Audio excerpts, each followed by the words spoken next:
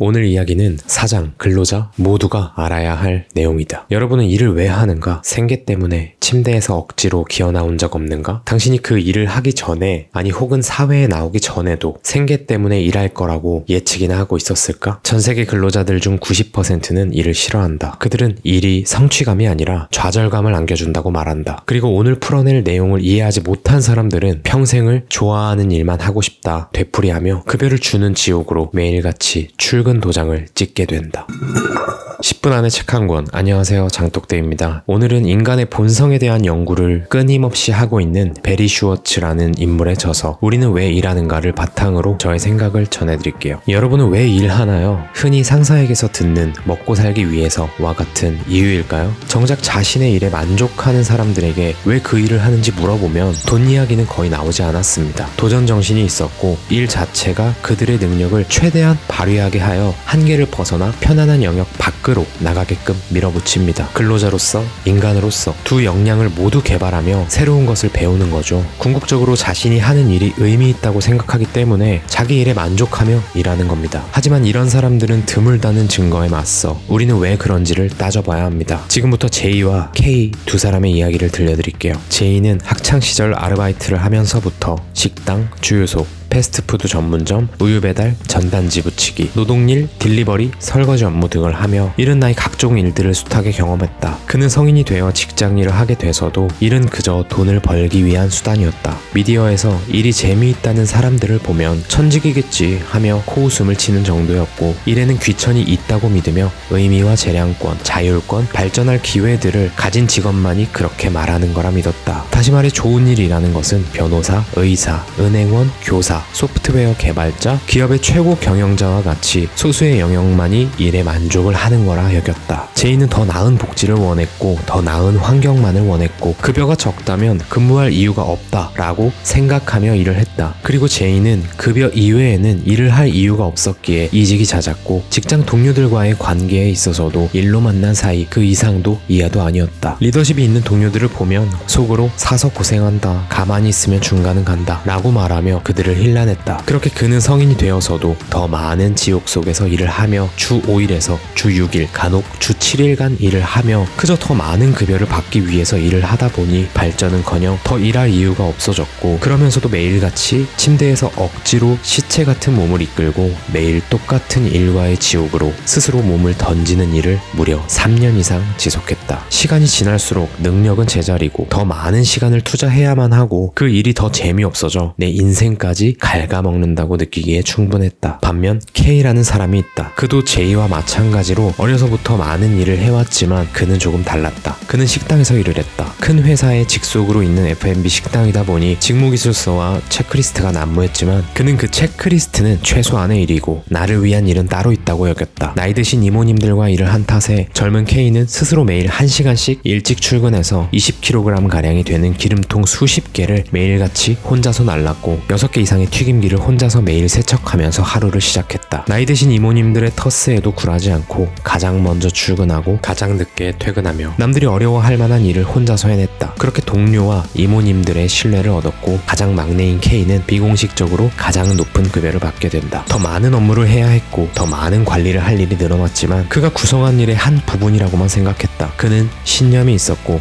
다른 직장으로 이직을 하고 나서도 그동안 지내온 매장에서의 러브콜이 이어졌다. 그러나 그 이후 이직한 식당에서는 업무 시간이 굉장히 길었고 이전 매장과는 다르게 회사 체계가 아니라 개인 업장이다 보니 설거지도 홀 응대도 주방일도 모두 혼자 해야 했다. 그러나 그는 이직을 후회하지 않고 이렇게 말했다. 시스템이 없는 곳에서는 오히려 더 많은 기회가 있을 거야. 그는 쉬는 날도 사장을 대신해 마트를 가기도 했고 스스로 새벽 시장을 다니며 원물의 가격을 알게 됐고 거래처 사장님들과의 인연도 두터워졌다. 매장이 열악하다 보니 144일 동안 하루도 쉬지 못했다. 그에게 그 일이 천직이었을까? 실제로 물어보니 전혀 그렇지 않았다. 너무 힘들고 너무 고됐다고 한다. 다만 그 일이 아무리 고돼도 자신이 하는 일의 목적에 대한 신념이 있었다. 오히려 부족한 시스템을 기회라고 보았고 더 많은 고객에게 나를 알리는 것을 무료로 경험하고 더 많은 주방의 업무를 혼자 소화하면서 경험을 쌓았다. K는 계산서 관리, 발주 관리, 직원 구인, 마케팅, 메뉴판 만들기, 플랫폼 최적화 등 등 원래는 근로자로서 존재하지 않는 직무들을 스스로 해냈다. 그리고 그 만족감은 자신으로 인해 손님에게서 돌아온다는 아주 기본적인 메커니즘을 이해하게 됐다. 쉬는 날에도 그는 장사의 기반이 되는 부분을 공부했다. 그는 일을 하며 또 한 가지를 알게 된다. 내가 좋아하는 일을 찾아 하는 게 아니라 내가 이 일이 좋아질 정도로 끈질기게 하는 게 진짜 천직이구나. 천직이 있는 게 아니라 내가 천직을 만들 수 있구나. 내가 돈을 들이지 않고도 이 매장에서 능력을 키우고 없어서는 안 될 재량을 갖게 되면 내 위에는 오너만이 남게 되고 당연히 나를 동업자로 볼 수밖에 없겠구나. 그렇다. 그저 일을 좋아하려 노력했을 뿐인데 몇 년이 흐르고 내가 없어서는 안 될 존재가 된 것이다. 그렇게 K는 그 매장을 직접 인수하고 2배, 5배, 10배, 20배까지도 높은 매출을 만들어냈다. 이렇듯 자신의 일을 직업으로 보는 사람들은 일반적으로 더 많은 재량권을 즐기고 더 많이 열중합니다. 그들은 자신이 하는 일 자체를 즐기는 경우도 있겠지만 사실 그들의 관심은 출세에 있었습니다. 일에서 느끼는 큰 만족감을 느끼는 사람들은 이를 소명으로 여기는 사람들입니다. 즉 본인이 하는 일을 소명이라 믿는 사람들은 자신의 일에서 엄청난 만족감을 얻는 거죠. 일을 바라보는 방식, 일터에 지니고 오는 태도, 다시 말해 무슨 일을 하는가가 아니라 그 일을 하는 사람, 즉 그가 J인가 K인가, 그가 누구인가로 결과가 다르다는 얘기죠. 같은 3년이라는 시간 동안 J는 더 많은 일들을 하고 있음에도 늘 같은 일만 반복하고 재량권은 더 없어지고 몰입도는 떨어집니다. 그렇게 의미가 박탈되고 자연스레 만족감을 못 느끼겠죠. 그들은 일을 더 못하게 될 거고 그를 감독하는 사람들은 J에게 더 많은 재량권을 앗아갈 겁니다. 인센티브에 의존하게 되고 더 많은 돈만을 추구하게 됩니다. J는 앞으로도 더 비용을 줄이는 회사, 더 팍팍한 곳에서 악순환이 지속되는 회사들을 전전하며 더 뒤떨어질 겁니다. 반면 K는 시장 이론은 모든 거래가 포지티브 섬이라고 말합니다. 상품이나 서비스가 구매자와 판매자 모두가 그 거래로부터 이득을 얻는 구조를 만듭니다. 사장이 된 K는 긍정성이 뒷받침되어 있고 스스로 일을 더 나아지게 하며 직원들에게 더 큰 만족감을 얻는 환경을 만들고자 노력할 거예요. 직원들, 고용주, 고객과 소비자들을 포함해 모두가 승리하는 존중받는 환경을 창조하고자 했습니다. 같은 조건에서 다른 결과를 만든 J와 K, 혹시 눈치채셨나요? 사실 J와 K는 소시적의 제 자신으로 이 둘은 동일 인물입니다. J의 마인드에서 K로 거듭난 저는 숱한 경험이 있었지만 아주 다른 삶을 살았습니다. 어떻게 변할 수 있었을까요? 루크의 이야기를 들으면 어느 정도 납득이 되실 거예요. 루크는 혼수 상태에 있는 한 젊은 환자의 병실을 거듭 청소했었다. 그는 이미 그 병실을 청소했지만 몇 달간 밤샘 간호를 하던 그 환자의 아버지는 루크가 병실 청소를 하는 것을 보지 못했다며 화를 냈다. 그러자 루크는 너그럽게도 그 방을 다시 청소했다. 저는 그분 아들의 상황에 대해서 알고 있었습니다. 그분의 아들은 이 병원에 아주 오랫동안 입원해 있었습니다. 제가 들은 바로는 그분 아들이 어떤 싸움에 휘말렸다가 몸이 마비가 되었다고 하더군요. 그렇게 이곳으로 오게 된 겁니다. 그리고 혼수 상태에 빠졌고 깨어나지 못하고 있었어요. 저는 그 병실에 가서 청소를 했습니다. 그 환자의 아버지는 여기에 매일 하루 종일 계셨지만 담배를 피우셨죠. 그래서 그분은 담배를 피우러 나가셨다가 제가 청소를 한 후에 다시 병실로